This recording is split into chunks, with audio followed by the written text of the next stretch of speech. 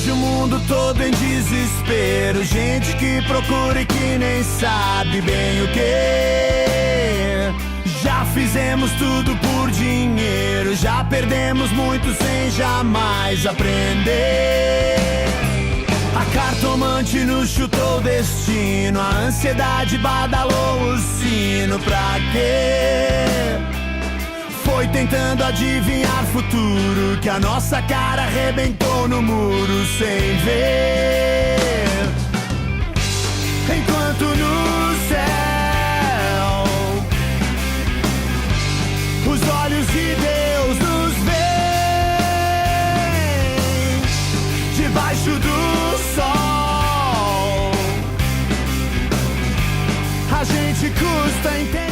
Porque alguns queridos irmãos em Cristo Jesus, que nunca nos ouviu falar do Evangelho, viram vibrações, para o novo ano, e começaram a taxar a gente de esotérico, e de tudo mais. Eu acho engraçado, porque as pessoas nem conhecem a gente, não ouviram nada do que a gente tem para falar, mas elas já começam a pré-julgar, apenas por aquilo que elas leem, aquilo que elas veem, os rótulos, Isso é muito engraçado. Mas o ano novo começou, e começou com algumas coisas do ano velho, Porque essas coisas não são do ano novo, essas coisas já vêm há muito tempo. E eu queria perguntar para você, quais são as suas expectativas com relação a esse ano? Todos nós temos expectativas, todos nós começamos o ano, certamente com algumas expectativas, É muito comum aquelas ideias da gente fazer, inclusive, propósitos, para o novo ano e tal. Esse ano eu vou emagrecer, Esse ano eu vou, aprender alemão, Vou aprender húngaro, e tal. O que você espera, em relação a esse ano? O que você está buscando? Essa pergunta foi algo que ecoou no meu coração ao longo dessa semana, e eu tive a curiosidade de dar uma pesquisada no Google, Porque o Google é o melhor lugar para você saber o que as pessoas estão falando, pensando, dizendo, divulgando e etc. Então eu dei uma pesquisada no Google e li um monte de coisas, Um monte de reportagens e artigos e tudo mais, e era tanta coisa, eu falei, puxa, não dá para a gente trazer tudo isso. Aí eu resolvi trazer aqui para vocês verem algumas coisas de uma psicóloga mineira chamada Mayra Sá. Ela fez uma lista que ela chamou de 10 desejos. 10 desejos de todo mundo que é gente boa para 2018. Eu escolhi essa aqui por causa da frase, 10 desejos de todo mundo que é gente boa para 2018. Foi bom, vou levar isso aqui, Porque todo mundo lá é gente boa, Todo mundo é gente boa. Ninguém bate na mãe sem necessidade. Ninguém nunca é preso à toa, Só tem gente boa lá na nossa comunidade, então é maravilhoso. Então eu vou trazer esse daqui, ok? Veja só, ela colocou 10 coisas: ter mais paciência, quem que não precisa de paciência, Respeitar mais quem pensa de forma diferente, essa virou até um adágio hoje, um mantra da nossa sociedade, você respeitar quem pensa diferente. As pessoas não respeitam você porque você pensa diferente delas, mas você precisa respeitar as pessoas que pensam diferente de você, ok? Me divertir mais, isso é um negócio bom, Cuidar do corpo, mas também cuidar da alma, eu achei isso interessante. Não é cuidar só do corpo, mas é cuidar do corpo e da alma. Conhecer pessoas e lugares novos, eu particularmente gosto muito disso, eu gosto muito de conhecer pessoas, gosto muito de conhecer lugares novos. Ficar mais perto de pessoas queridas, outra coisa que eu amo fazer, estar com as pessoas que eu gosto, estar com amigos, estar com familiares, estar com vocês, com a nossa comunidade, aprender alguma coisa nova. Essa já não é, nem todo mundo está animado com isso, Puxa, mais uma coisa, Ok? Se você quiser, você pode aprender karatê, ok? Eu posso te ensinar. Não criar expectativa. Isso é muito bom, porque às vezes a gente se frustra com relação a altas expectativas que a gente cria. Mas, particularmente, eu acho que é muito ruim você não ter nenhuma expectativa. Mas ela diz que gente boa, ok? Não vai criar muita expectativa. Não me preocupar tanto com o futuro. Porque eu gostei disso, porque quando a gente gasta tempo se preocupando com o futuro, a gente deixa de viver o presente. Ok? Jesus ensina isso. Jesus diz que não é para você se preocupar com o que está no amanhã, é para você buscar hoje o seu dia, lidar com as realidades do seu dia hoje, ok? E agradecer por tudo. Gratidão. Eu achei muito interessante a lista dessa jovem, dessa jovem psicóloga aí. Muito interessante. Eu acho que ela expressa realmente desejos que estão na maioria do coração de pessoas que são gente boa mesmo. Não é? Mas, nas minhas pesquisas, o que eu mais percebi foi sempre aquela tríade, que geralmente as pessoas respondem, com relação ao que elas estão esperando, que tem a ver com a paz, a união, não é? E saúde. Muitas respostas assim. Eu espero paz, eu espero que as pessoas tenham mais união, que o nosso mundo tenha mais união, que o nosso mundo tenha mais paz, que o nosso mundo tenha mais saúde, a gente veja menos pobreza, né, e etc e tal. Uma expressão que é muito comum entre várias pessoas, vários círculos, quando vai chegando nesse período do ano, é essa expressão, né, boas vibrações. Boas vibrações. Nós desejamos para você boas vibrações para o próximo ano. Aí tem pessoas que pulam ondinha para ter mais boas vibrações. Tem pessoas que usam, a moda desse ano foi amarelo e branco no final do ano, principalmente, né? Mas tem anos que, você tem que ter vermelho para você ter mais paixão. Você tem que ter tal cor para você ter mais dinheiro, né? Então as pessoas acham que essas coisas elas podem trazer boas vibrações. Isso é assim por causa dessa ideia de que vibrações positivas, você ter um pensamento positivo, atrai para você coisas boas, ok? Para a sua vida. Eu não sei bem como você pensa isso. Como você lida com isso? Você está esperando por boas vibrações, ou por vibrações melhores, para que o seu ano possa ser melhor? Para a sua vida ser melhor? Veja, primeiro eu quero deixar claro aqui que eu não tenho nada contra o anseio do nosso coração sobre nós termos uma vida melhor. Porque se eu tivesse algo contra isso, eu teria que ser contra o Evangelho. O Evangelho nos oferece algo melhor, ok? Então eu não sou contra isso. A questão é não é meramente se nós ansiamos por uma vida melhor, porque eu acho que todos nós ansiamos por paz, por exemplo. Todos nós ansiamos por saúde, por sucesso. Não é? Quem é que abre um negócio querendo não ser bem sucedido? Não, eu vou abrir um negócio aqui porque no final do ano eu vou falir. Então eu vou abrir.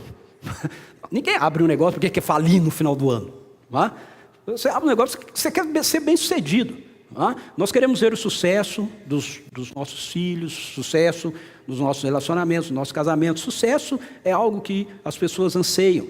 Sabedoria. Tem muitas pessoas que insistem em ser burro, né? Mas eu acho que gente boa vai querer ser sábio, né? Gente boa vai querer ter alguma sabedoria. São coisas que a gente deseja. Agora, a questão não é você ansiar por coisas boas. A questão é, essas coisas e outras, elas vêm a nós por causa de boas vibrações? Será mesmo que uma espécie de energia, né, impessoal tem o poder de trazer algum tipo de benefício concreto para a nossa vida?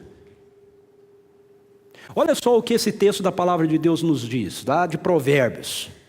É um texto muito interessante. Provérbios é um livro de sabedoria, né? Um dos livros de sabedoria da Bíblia. Olha o que ele diz: a paz de espírito é saúde para o corpo. Você sabia que isso está escrito na Bíblia? Sabia? Está na Bíblia. A paz de espírito é saúde para o corpo. Cara, isso está escrito na Bíblia. Não foi psicólogo que disse isso. Não foi nenhum programa, ok, de psicoterapia. A gente vive ouvindo essa frase aí num monte de lugar. A gente precisa ter paz de espírito. Se a gente tiver com a alma bem, até o corpo fica bom. É verdade. Sabe por que é verdade? Porque é bíblico. É verdade porque foi Deus que disse isso. Tem um monte de gente aí dizendo isso e a gente... olha só o que o psicólogo Beltrano, Ciclano, de fulano de tal disse. Então, o que ele disse estava na Bíblia. Só que se você falar que foi a Bíblia que disse, aí as pessoas discordam. Esse livro arcaico, onde já se viu um negócio desse?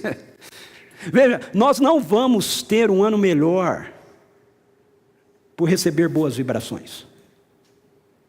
Nós não vamos ter um ano melhor porque nós buscamos boas vibrações. Para que nós tenhamos um ano melhor, na verdade, para que a gente tenha uma vida transformada, nós precisamos disso. Nós precisamos de paz para o nosso espírito. Nós precisamos de paz para a nossa alma, de paz para o nosso coração. Se você parar para pensar um pouco, para olhar ao redor do mundo, se você parar para pensar um pouco na sua própria vida, na vida de pessoas que convivem com você, você vai perceber que nós vivemos num mundo angustiado. Nós não vivemos num mundo angustiado? Nós vivemos num mundo angustiado. O número de pessoas que são assoladas pelo medo, pela depressão, pela ansiedade, cresce cada vez mais. E sabe o que é interessante? O que é interessante é que a gente experimenta, as pessoas experimentam essas coisas e elas não querem admitir essas realidades para elas. Então elas sempre têm que arrumar alguém que leve a culpa por aquilo que elas estão sentindo. Quando você está amargurado, você vê amargura em tudo quanto é lugar. Quando você está irritado, você olha para todo mundo e acha que todo mundo está irritado com você. Mas é você que está. Essa é uma realidade. Está presente dentro da nossa sociedade. Nós queremos mudança, nós nos esforçamos para mudanças. Muitas pessoas buscam boas vibrações. Algumas vão tomar passe, banho de arruda, fazer mapa astral, né? Pular 7 ondinhas e fazer um monte de outras coisas para ver se atrai essas boas vibrações, mas nada muda. Então eu quero compartilhar com você o que é que muda, o que é que pode trazer uma mudança real, uma mudança significativa, uma mudança duradoura para as nossas vidas. O que é que pode fazer isso? Sabe o que é que pode fazer isso? O que pode fazer isso é nós conhecermos a verdade a respeito de Deus e como Ele nos vê. Quem Deus é e como Ele nos vê. É isso que vai encher o meu coração, o seu coração de paz. E paz é esse primeiro desejo, esse primeiro sentimento que é buscado por todos. Todo mundo quer paz. Todo mundo quer paz. Eu não conheço ninguém que não queira paz. Eu não conheço ninguém que queira continuar vivendo uma vida de conflito, seja ela em que área for. Só se a pessoa estiver doente psicologicamente. Mas se não, ela vai querer paz. Veja, nós podemos ter dinheiro, ok? E com dinheiro, nós podemos comprar remédios para a gente poder dormir à noite. Mas dinheiro não faz com que você tenha uma boa noite de sono. Dinheiro não traz para você paz de espírito. Dinheiro não traz para mim paz de espírito. Dinheiro pode me levar a comprar muitas coisas que venham ser paliativas, mas não muda a realidade. Nós não podemos ter uma boa noite de sono. Boa noite de sono só vem para aqueles que têm paz de espírito. Paz de espírito. Então a questão é, como nós podemos encontrar isso? Como nós podemos encontrar essa paz? Como nós podemos ter a nossa vida preenchida por essa paz? Para que a gente possa ter paz de espírito, para que a gente possa experimentar dessa realidade de uma paz que é permanente, nós precisamos estar em paz com os outros. Não é verdade? Você não tem paz com você mesmo se você não estiver em paz com os outros. Se você falar, eu tenho, você é mentiroso. Você é mentiroso. Você não tem. Você não tem. Você não tem paz com você mesmo se você não estiver em paz com os outros. Eu não tenho paz comigo mesmo se eu não estiver em paz com os outros. Mas, para a gente ter paz conosco mesmo, nós também precisamos ter paz no meio que nós estamos vivendo, envolvidos. Para termos essa paz de espírito, que o texto de Provérbios fala, nós precisamos estar em paz com o meio, com as circunstâncias da nossa vida. E para que a gente possa ter paz com os outros, e a gente possa ter paz em meio às circunstâncias da nossa vida, nós precisamos experimentar a presença de Deus. Porque Deus é o Deus da paz. Ele é o Deus da paz. Nós acabamos de comemorar o Natal, e dos nomes que é dado a Jesus, o Emanuel, quando Deus entra na nossa história encarnada, é que Ele é o príncipe da paz. Ok? Então você não tem uma paz verdadeira fora de um relacionamento com Jesus. Essa paz verdadeira vem com a presença do Deus que se revela a nós em Cristo Jesus. E aí eu quero convidar você a abrir a sua Bíblia comigo num texto que está lá no Evangelho de Marcos, no capítulo 6. Eu quero dar uma olhadinha com você num momento da história de Jesus, andando aqui pela nossa terra como um ser humano encarnado, muito interessante. Esse texto é a versão do Evangelho de Marcos, okay? Os evangelhos são testemunhos a respeito da vida de Jesus e do período que Jesus viveu aqui. E nós temos 4 evangelhos, né? 4 testemunhos diferentes, Mateus, Marcos, Lucas e João, ok? E 3 desses testemunhos são bem parecidos, Mateus, Marcos e Lucas. A gente os chama de evangelhos sinóticos, ok? E João é um pouquinho diferente. Algumas pessoas às vezes me perguntam assim, por que tem essas diferenças nos evangelhos, na Bíblia, né? Se eles estão contando uma história. Aí que está, eles não estão contando uma história, eles estão dando um testemunho. É diferente, ok? Contar uma história é diferente de dar um testemunho. Contar uma história, eu conto a história do jeito que eu quero, eu invento a história, eu boto os detalhes que eu quero. Dar um testemunho é você saiu ali fora e viu uma batida. Aí você tem que testemunhar o que você viu. Aí você vai falar do que você viu. Você não pode inventar, você tem que falar do que você viu. O que acontece é que Marcos, Lucas e João estavam desse lado da rua aqui e viram a batida. Não é? Só que o Marcos estava mais na esquina, o Lucas estava mais no meio da esquina e o Mateus estava mais lá no canto. E cada um viu a batida do mesmo lado da rua, só que por ângulos diferentes. E João viu a mesma batida, só que ele estava do lado de lá da rua. Deu para entender? Por isso que tem essas diferençazinhas no Evangelho. Ok, isso aqui foi só uma... Fecha parênteses, ok? É hábito de professor, né? Ok, veja, esse texto é um texto interessante porque é a versão de Marcos de Jesus quando ele anda sobre as águas. O texto começa anteriormente dizendo que Jesus com os seus discípulos estão no meio de uma multidão e Jesus ensina essa multidão por um tempo e aí eles têm fome. Os discípulos vêm a Jesus e falam, mestre, eles estão com fome, mande-os embora para casa para que eles possam comprar coisas, nós não temos o que dar para eles para comer. Jesus falou, não, dê vocês para eles de comer. Vão ver aí o que vocês têm. Aí eles encontram um menino lá que trouxe um lanchinho com ele, né? Falou, vai que Jesus fala muito, né? Vou levar um lanchinho. Levou um lanchinho com ele e aí falou, só tem um menino aí que veio precavido. O restante ninguém tem comida não. Falou, então traz o menino aqui. Aí trouxe o menino lá, tinha 3 pães, tinha os peixinhos, 3 pães, 2 peixinhos. Aí Jesus pegou, deu graças, partiu, deu na mão dos 12 e falou, entregue para o povo. Aí eles foram e eles entregaram. Preste atenção, você precisa entender isso aqui, para você poder entender a história. Jesus não multiplicou os pães na frente deles. Entendeu? Não tinha lá uma multidão, Jesus multiplicou, eles viram, quanto pão, vamos levar para a turma. Não foi isso que aconteceu.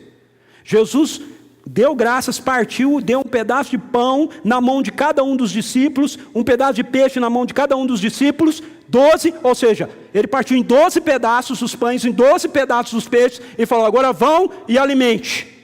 E eles foram, e à medida que eles iam, não acabava o pedaço do pão, não acabava o peixe. Entendeu? Então o milagre da multiplicação aconteceu na mão dos discípulos.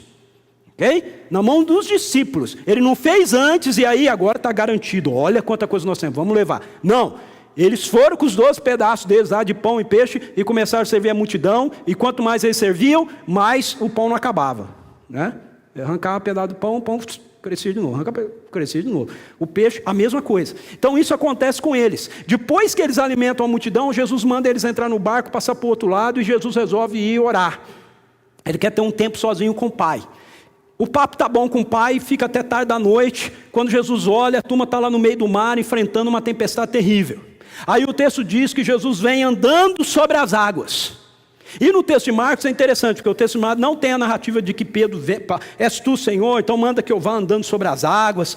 Não, o texto de Marcos é focado só na pessoa de Jesus. O texto diz que Jesus vem andando sobre as águas do mar, e ele vem numa velocidade que ele já está passando do barco. E a turma olha e fica apavorada, fala, é um fantasma. Jesus diz, tenham coragem, sou eu. E aí ele entra no barco. E quando ele entra no barco, a tempestade cessa. Essa é a história que você tem aí em Marcos capítulo 6, versos 45 a 46. E diante do texto, nós temos 3 constatações que nós podemos levantar aqui, que nos traz essa dimensão da paz de Deus para a nossa vida. A primeira constatação é que Jesus, ele vê as nossas dificuldades. Veja, o verso 48 diz assim, ele viu os discípulos remando com dificuldade, porque o vento soprava contra eles. Eu queria que você pensasse um pouco nisso. Ele viu. Jesus é a teologia perfeita. Jesus é aquele que expressa perfeitamente quem Deus é. As Escrituras nos dizem no Evangelho de João que através de Jesus nós vemos a glória de Deus. Nós vemos a imagem de Deus como ela de fato é. Isso não significa o físico de Jesus, isso significa as atitudes de Jesus, os pensamentos de Jesus, as ações de Jesus, aquilo que Jesus faz, a maneira que Jesus fala, a maneira que Jesus age, a maneira que Jesus vive, expressa exatamente o Pai, exatamente a Deus. Então Deus está encarnado na vida daquele homem. E Jesus olha para aqueles seus primeiros seguidores e Jesus os vê. Nós podemos experimentar a paz que vem de Deus, porque o Deus que é revelado em Jesus Cristo é um Deus que vê. Você sabia disso? Deus te vê. Ele te vê. Ele te vê o tempo todo. Ele te vê em todos os lugares, Ele te vê em todos os momentos, Ele te vê em todas as circunstâncias, Ele te vê em todas as situações. Ele te vê. Assim como Jesus viu a dificuldade dos seus primeiros seguidores naquele momento, Deus vê as nossas tormentas. Deus vê as nossas lutas. Assim como Jesus viu o medo daqueles seus primeiros seguidores, Deus vê os seus medos, os meus medos. Assim como Jesus viu a fragilidade deles diante daquela tempestade, Deus vê a sua fragilidade, a minha fragilidade, a nossa fragilidade diante das tempestades. Em Gênesis capítulo 16 tem uma história muito interessante referindo-se a Agar. Agar foi uma escrava que Abraão trouxe do Egito. Abraão foi um dos patriarcas lá do Antigo Testamento, né, um dos primeiros caras que andaram com Deus. E ele trouxe do Egito uma escrava para sua mulher, para Sara. Ele ganhou de presente lá do faraó. Mas ele admitia escravatura. Não é disso que a gente tem que pensar. Naquela época esse negócio era assim, ok? Então ele levou a escrava com ele, a Agar ficou lá. Aí a Agar teve um filho, e porque a Agar teve um filho, ela começou a fazer fusquinha com a Sara, né? E a Sara começou a ficar irritada com ela e começou a encher a paciência do Abraão. Já viu? mulher não enche paciência da gente, né? De jeito nenhum, né? Quem é casado aí, né? Não tem problema. Sabe quando a mulher fala, tem que fazer isso, tem que fazer, né? Então a Sara ficou, tem que fazer isso, tem que fazer. Aí o Abraão falou, mas peraí, a escrava não é tua? Faz com ela aquilo que você quiser, mulher. Me deixa fora desse negócio, né? E entregou a coitada da Agar na mão da Sara. Aí a Sara, né, começou a alfinetar a Agar. E a Agar não deu conta. E acabou fugindo. Fugiu, é escravo, né? Aí fugiu. Aí ela está no deserto.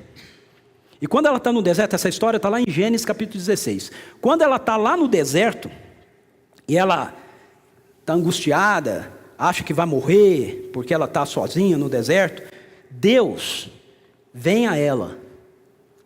O mesmo Deus revelado em Jesus aí, vem a ela. E ele fala com Agar. Ele diz assim,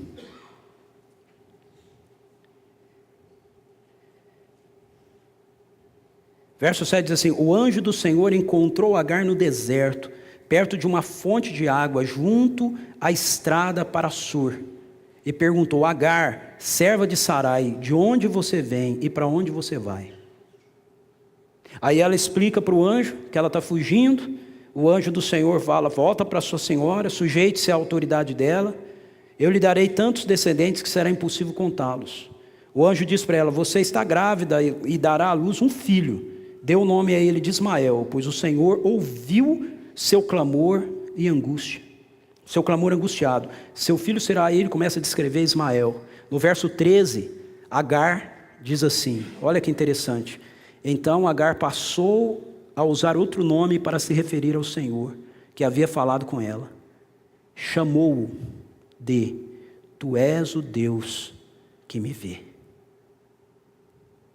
Tu és o Deus que me vê. Pois tinha dito, aqui eu vi aquele que me vê. Você conhece o Deus de Agar?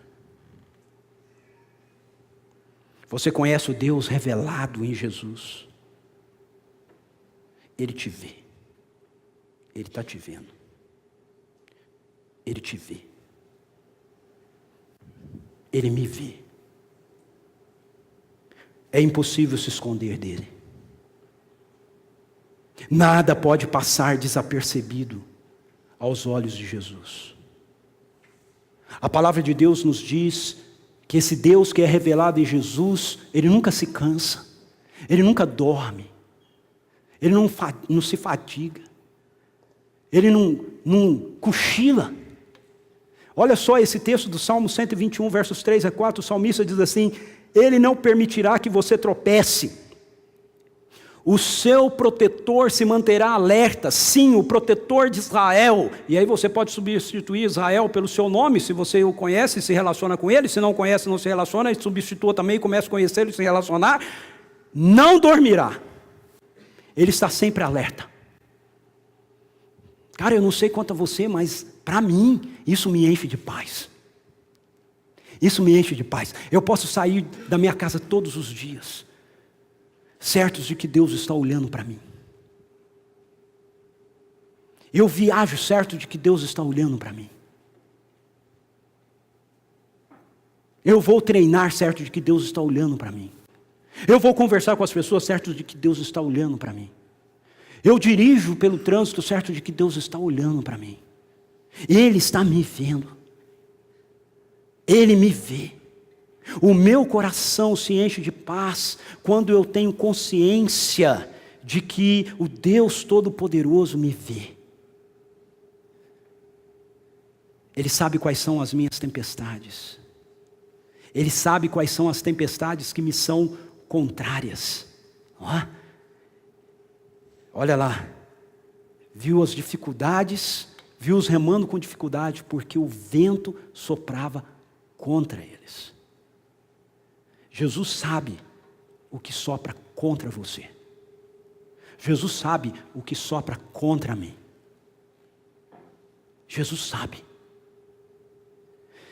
Isso para mim é uma grande notícia, é uma maravilhosa notícia, é uma notícia que me enche de paz. Mas veja, essa é uma notícia que se você não conhecer o Jesus de quem eu estou te falando, ao invés de paz, pode te encher de medo. Não é? Porque você fala, nossa, Deus me vê o tempo todo. Ai! Ai! É o tempo todo mesmo que Ele te vê.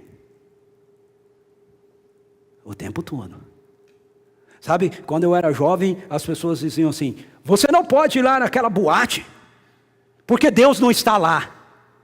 Puxa, seria bom que Ele não tivesse, porque assim eu poderia ir. Ele não está lá, Ele não ia me ver. Mas o problema é que Ele está lá. Ele te vê lá. Assim como Ele nos vê sozinho no nosso escritório, na frente da tela do nosso computador. Assim como Ele vê você sozinho no quarto com a sua esposa. Assim como Ele te vê sozinho com o seu filho, com a sua filha. Ele te vê. E isso é algo que pode ser assustador para a gente. E será se nós não o conhecermos. Por quê? Porque a maioria das pessoas, por não conhecer de fato quem Deus é e como Deus as vê, como Deus lida com elas, como Deus as ama. A imagem que tem de Deus é que Ele é um Deus punitivo, vingativo, e que se Ele vê você fazendo coisas erradas, Ele vai tirar lá uma vara que consegue vir do céu até a terra e te dar uma no pé da orelha. Pum! Né? Ah, peguei você fazendo uma coisa errada, agora você vai ver comigo, porque eu vejo todas as coisas. Você não pode se esconder de mim. Cara, esse não é Jesus. Esse definitivamente não é Jesus. Não é o Deus revelado em Jesus. Veja, por isso o texto também nos mostra, em segundo lugar, a segunda constatação é que esse Jesus, Ele vem ao nosso encontro. Ele vem ao nosso encontro. O verso 48 diz assim, alta madrugada Jesus dirigiu-se a eles andando sobre o mar. Deus não apenas nos vê, mas Ele vem ao nosso encontro. Ele vem ao nosso encontro. Ele vem ao nosso socorro. Essa é outra verdade que nos traz a paz de Deus. É sabermos que Jesus sempre vem ao encontro das nossas vidas. Veja, você precisa entender que Jesus, Ele não vem ao seu encontro quando você está bem. Ele não vem ao seu encontro apenas quando você está acertando. Ele não vem ao seu encontro apenas quando as coisas estão funcionando, estão certas para você. Ele vem ao seu encontro no meio das suas tempestades. Ele vem ao seu encontro no meio das suas fragilidades, das suas dores, dos seus erros. Ele vem ao nosso encontro no meio do nosso pecado. Porque esse é o Deus revelado em Jesus. Veja, quando Adão e Eva lá no jardim pecaram contra o Senhor, Deus lá do céu não disse assim, nossa.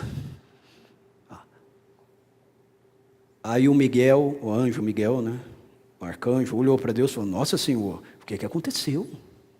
Miguel, acabei de ter um calafrio aqui, que veio da ponta da minha espinha até a ponta da nuca. Mas o que aconteceu, Senhor? Comer o fruto do conhecimento do bem e do mal. Os seres humanos pecaram. Agora eu não posso mais ir ao encontro deles. Eles pecaram. Não é essa a narrativa de Gênesis. Gênesis 3 diz que o ser humano comeu do fruto do conhecimento do bem e do mal, e no final da viração do dia, Deus está no jardim. Não é Deus que fica distante do ser humano, é o ser humano que fica distante de Deus. Quando você erra, quando você falha, quando você peca, não é Deus que se distancia de você, não é Deus que olha para você e diz, nossa, olha que pecado horrível aquela pessoa cometeu comigo, eu preciso fugir dele. Não, Ele vem ao seu encontro, Ele vem ao meu encontro. Aí nós é que enganados pela serpente, nós é que tomados de medo e de culpa por não conhecer seu amor e sua graça abundante para conosco, é que ficamos desesperados e saímos correndo atrás de medo dele. Sabe por quê? Porque na maioria das vezes as pessoas nos julgam assim. Porque você falhou e o seu marido está o tempo todo apontando o seu erro. Porque a sua esposa falhou e você está o tempo todo apontando o erro dela. Os seus filhos falharam e você está o tempo todo apontando os erros dele. Algum amigo falhou com você e por causa disso você foi tomado de amargura e agora você fica olhando para ele o tempo todo apontando os erros dele. Veja, esse não é Deus, esse é você. Esse sou eu. Deus não é assim.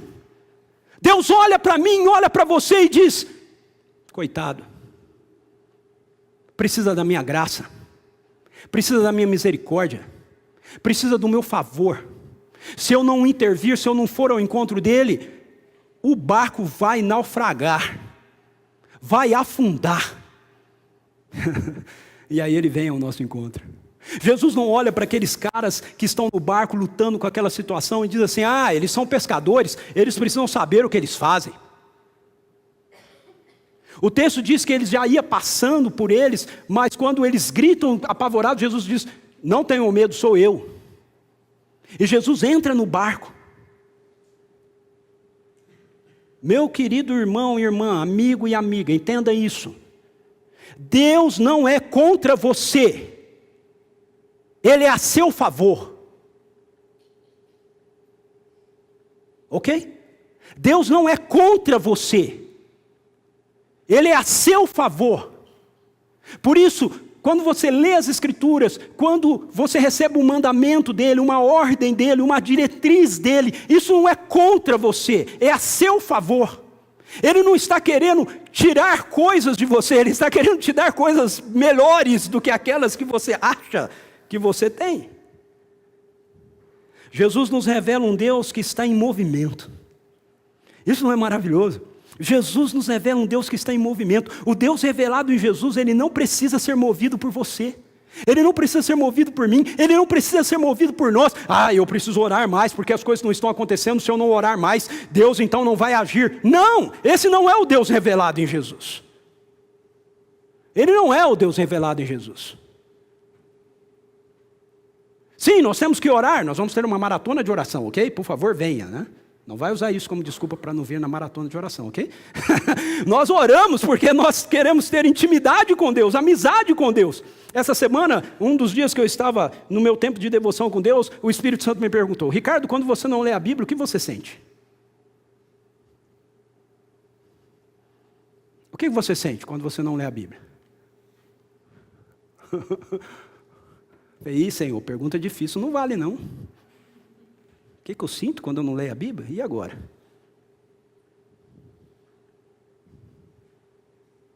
O que você sente quando você fica uma semana sem ler a Bíblia? Culpa. Não é? Puxa, não li a Bíblia a semana toda. Pelo menos essa foi a conclusão final que eu cheguei e dei a resposta para o Espírito Santo.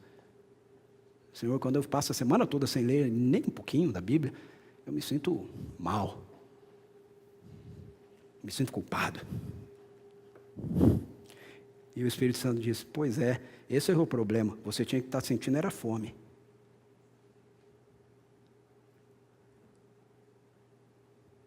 Entendeu? Nem só de pão viverá o homem, mas de toda a palavra que procede da boca de Deus. Quando a gente deixa de ler a Bíblia e a gente sente culpa, é sinal de que a gente ainda não entendeu quem Deus é. Quando a gente não lê a Bíblia, a gente sente fome, a gente está entendendo quem Deus é. Fome dele, fome da presença dele, fome da palavra dele, fome da voz dele. Fome é diferente, não é diferente? É muito diferente. Coisas legais. Deus está em movimento, desde o princípio, desde o Éden, Ele se move. Foi assim no Éden, foi assim na cruz. Jesus foi para aquela cruz, porque Ele é um Deus em movimento. Ele não foi porque Ele era obrigado a ir. Ele foi de livre e espontânea vontade. Ele foi porque Ele quis ir.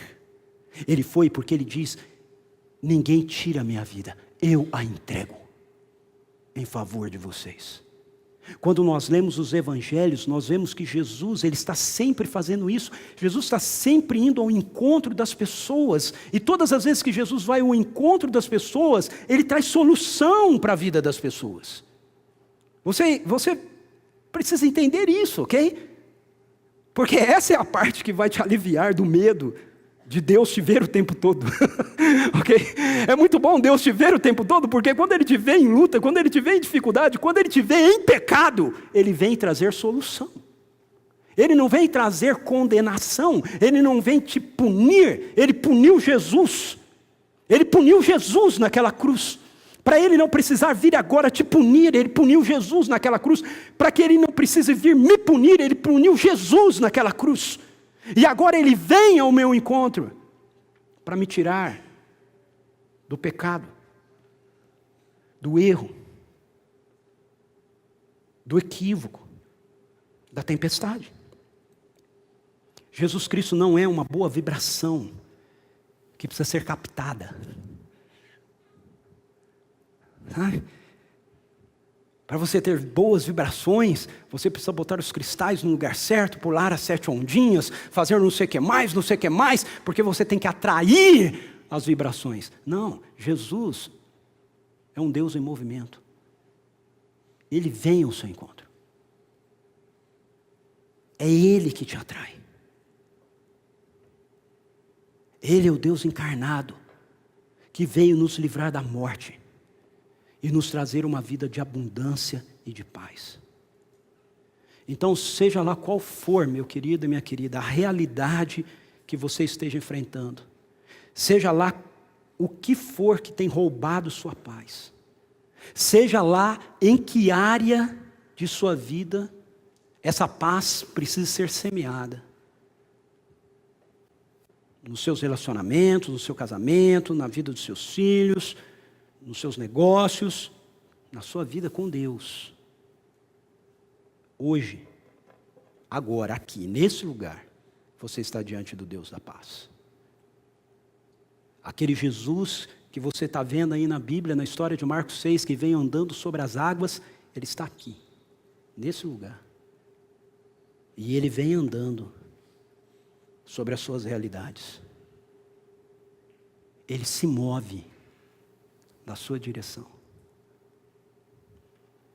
O nome que a gente dá a isso é graça.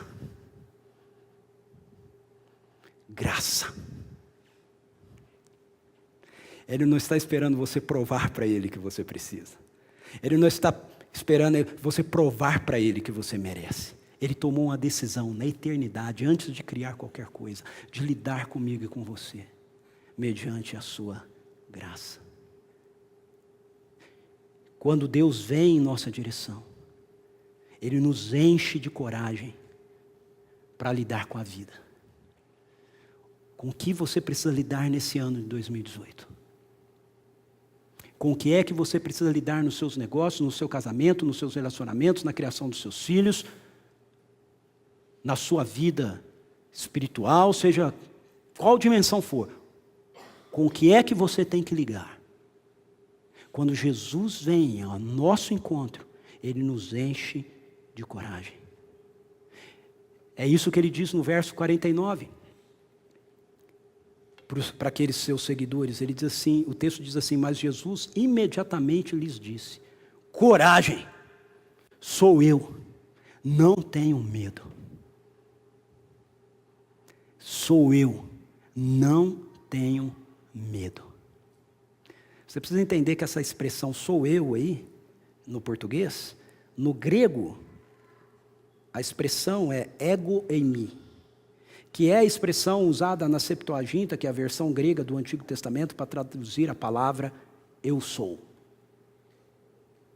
Então Jesus não está apenas dizendo aqui, ei, sou eu.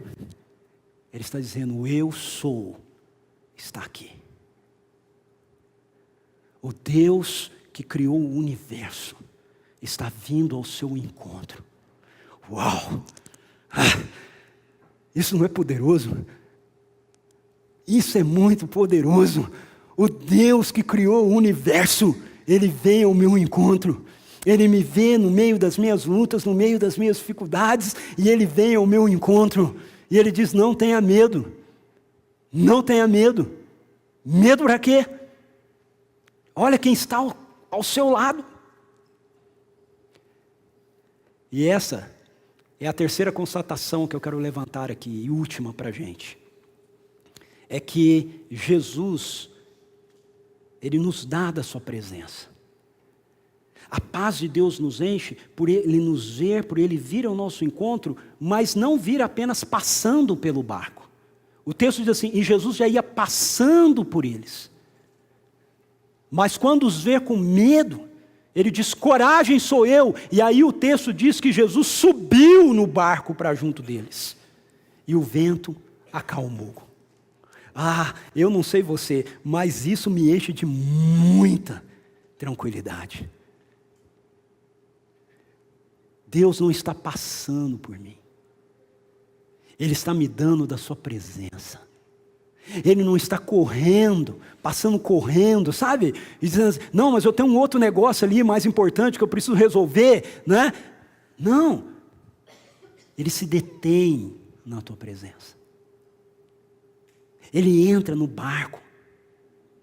A presença de Deus conosco é a maior promoção da paz que nós podemos ter. Porque paz, assim como amor, alegria, faz parte de quem Deus é. Paz não é alguma coisa que Deus tem. Paz é algo que faz parte da sua natureza. Nós vivemos em um mundo que ainda está marcado por essa rebelião contra Deus. E isso significa que ainda teremos muitas tempestades. Ok? Eu queria que isso ficasse muito claro para a gente aqui. Eu não estou fazendo uma pregação aqui de autoajuda, ok? As coisas vão melhorar para a sua vida, nunca mais você vai ter problema. Eu estou fazendo uma pregação aqui do Evangelho. O Evangelho nos diz: você vai continuar tendo tempestades, você vai continuar tendo de vez em quando lutas na sua vida, mas Deus te vê, Ele vem ao seu encontro e Ele dá para você a sua presença. Ele dá para você da presença dEle. O que garante uma nova realidade para a nossa vida, então, não são boas vibrações, mas é a presença verdadeira desse Deus que morreu e ressuscitou, que se fez um ser humano para morrer a sua morte, a morte que eu e você merecíamos. Ele morreu no nosso lugar e Ele ressuscitou, e Ele está vivo, e Ele continua trazendo da presença do Pai. Você sabe qual é a maior fonte de estresse, de depressão, de angústia, de medo, em síntese, de falta de paz, que uma pessoa possa ter? A maioria das pessoas não sabe, mas a causa disso é a falta de intimidade com Deus. Quando nós temos paz com Deus, quando o nosso relacionamento com Deus está baseado no que Ele fez em nosso favor, por intermédio da pessoa de Jesus Cristo, então, mesmo que a gente esteja em meio a dificuldades, mesmo que a gente esteja em meio a lutas, mesmo que a gente esteja em meio a tribulações, em circunstâncias que façam com que a gente tenha medo, nós vamos encontrar motivos para nos alegrarmos. E isso é possível por causa do que Jesus fez por nós. Isso não é assim para a sua vida, porque você vai ser melhor. Se Deus, para dar a presença dEle na sua vida, você tiver que ser melhor, então isso está dependendo de você. Isso tem a ver com obras. E as Escrituras nos dizem que isso tem a ver com a graça de Deus, tem a ver com a salvação de Deus. Olha esse texto de Romanos. Romanos 4, verso 25 até o capítulo 5, verso 4, diz assim: se referindo a Jesus, Ele foi entregue à morte por nossos pecados e ressuscitado para a nossa justificação. Tendo sido, pois, justificados pela fé, temos paz com Deus, por nosso Senhor Jesus Cristo, por meio de quem obtivemos acesso pela fé a essa graça na qual agora estamos firmes. Que graça? A paz com Deus. E nos gloriamos na esperança da glória de Deus. Não só isso, mas veja, porque você tem paz com Deus, por causa do que Jesus fez com você, também nos gloriamos nas tribulações. Porque sabemos que a tribulação produz perseverança, perseverança um caráter aprovado, e o caráter aprovado, esperança. Entenda isso, meu querido e minha querida. Eu gostaria muito que o Espírito Santo aplicasse isso ao seu coração hoje de uma forma muito contundente. Você foi criado para ser um filho e uma filha amados de Deus. Você foi criado para isso. Deus deseja um relacionamento íntimo comigo e com você.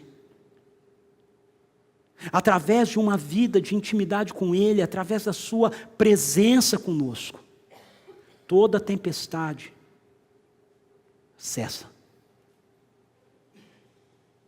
Entrando no barco, a tempestade cessou. A presença dEle nos envolve de paz. Mesmo que a gente esteja lidando com tempestades. Se isso é assim, e se você está aqui comigo e dizendo assim, ok, Ricardo, eu acredito na Bíblia, eu creio em Jesus, eu tenho estado aqui, e eu tenho buscado a Deus, então por que tantas vezes eu continuo me sentindo sem paz? É porque há uma postura que é apresentada em Marcos 6, que nos rouba a paz. Qual é essa postura? A postura é a dureza do nosso coração. Veja, aqueles homens também acreditavam em Jesus. Agora, olha que interessante o verso 51 e 52. Diz assim, eles ficaram atônitos, boquiabertos, com a cena de Jesus andando sobre o mar, no meio da tempestade, com ele entrando no barco e a tempestade parando. Eles ficaram atônitos, boquiabertos. Como eu disse, é a versão de Marcos, né? A versão de Mateus diz que eles se prostram e o adoram. Mas Marcos capta mais essa parte dessa postura de, cara, não estamos entendendo nada. O que é isso aqui? E o texto nos diz que eles estão assim porque eles não tinham entendido o milagre dos pães. Olha que só que interessante. Não era só por Jesus ter andado sobre as águas e a tempestade ter parado, mas a crise dele estava lá atrás. Mas como é que esse negócio... Ô Pedro, quantos pães você levou? Um pedaço só. Tem certeza? Eu tenho. Mas quantos caras você serviu? Ah, rapaz, perdi as contas. Depois que passou dos 100, eu parei de contar. Mas o que aconteceu aqui? Eles estavam confusos com relação a isso. E o texto... Veja, o problema não é você ficar confuso, ok? Você pode ficar confuso, porque Deus faz umas coisas que nos confunde mesmo. Mas o problema é que o texto diz que o coração deles estava endurecido. O problema é quando a nossa confusão, quando a nossa lógica, ou a nossa falta de lógica, né? Isso aqui não tem lógica nenhuma, uma pessoa andar sobre as águas, como é que é esse negócio? Endurece o nosso coração. Faz com que a gente deixe de crer. O problema é quando a nossa lógica começa, ou falta de lógica, começa a substituir a nossa fé, de que Deus pode trazer a paz para a nossa vida, a paz para o nosso casamento, a paz para os nossos relacionamentos, a paz para a vida da nossa igreja, a paz para o nosso mundo, a paz para as pessoas que estão ao nosso redor. Quando nós não entendemos os acontecimentos ao nosso redor, por não conhecermos as realidades do reino de Deus, então a nossa lógica, ou a nossa falta de lógica, pode trazer incredulidade para o nosso coração. E quando isso acontece, nós somos roubados da paz de Deus. A única coisa que é capaz de impedir que você receba da paz de Deus é o seu próprio coração.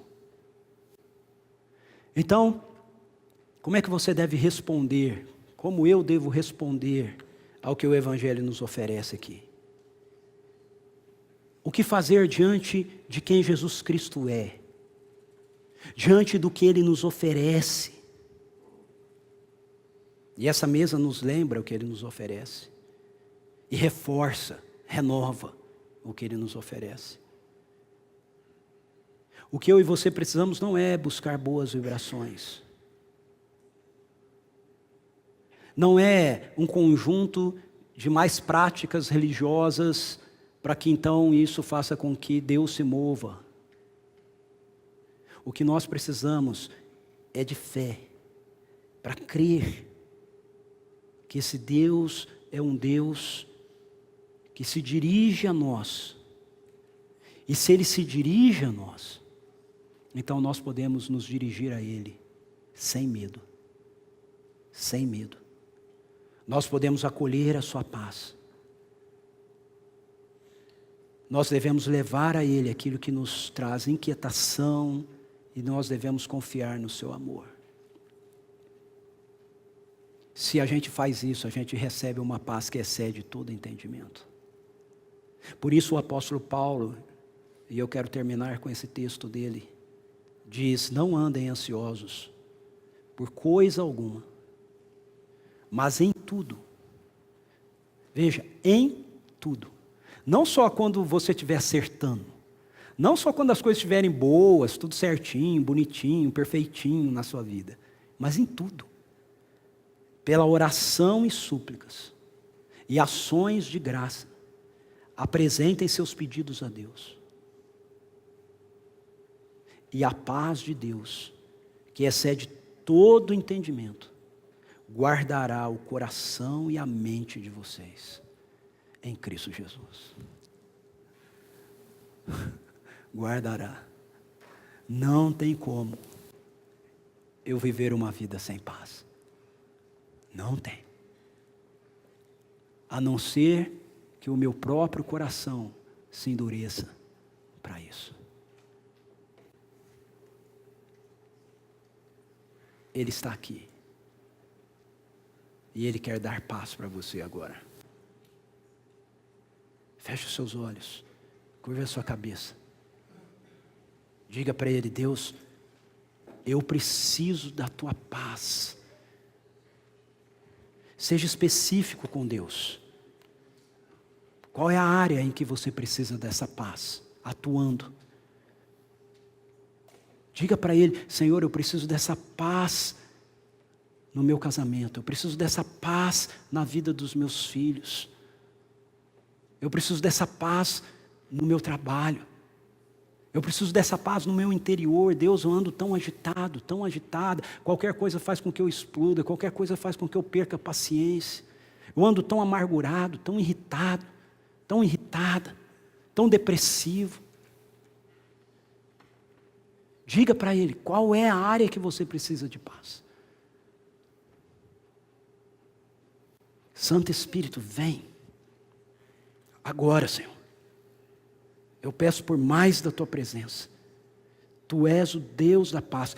Tua palavra nos diz que se nós levarmos ao Senhor nossas aflições, nossas necessidades, nossas turbulências, nossos tormentos, nossas angústias, nossas ansiedades, nossas depressões, o Senhor nos cobriria de paz que excede todo entendimento. Então eu peço, Espírito Santo de Deus, que o Senhor faça isso agora aqui. Em nome de Jesus, a cada coração. Pai, eu oro agora aqui, por corações que estão se endurecendo diante do Senhor. Em nome de Jesus, Santo Espírito de Deus, que o Senhor quebre a dureza de corações aqui. Quebre a incredulidade agora, em nome de Jesus. Quebre os argumentos da lógica ou da falta de lógica, Senhor, que faz com que tantas vezes a gente ouça a Sua palavra e a gente saia exatamente da mesma maneira que a gente entrou. Espírito de Deus, que o Senhor amoleça corações aqui, Que o Senhor nos dê um coração que seja um bom solo agora, para recebermos a Tua palavra. E que a Tua palavra, Senhor, venha com poder, nos enchendo da Tua paz, ó Deus. Tu és o Deus da paz. Nós a evocamos agora aqui. Cubra-nos com ela. Imerge a nossa vida nela. Agora, Senhor, em nome de Jesus. Mais, Espírito Santo de Deus. Mais. Recebe aquilo que o Espírito Santo de Deus está fazendo agora no seu coração, na sua vida. Receba. Não dê ouvido agora aos seus pensamentos, ok? Não contra-argumente. Apenas diga: Jesus, eu recebo, eu preciso disso, eu recebo, Senhor.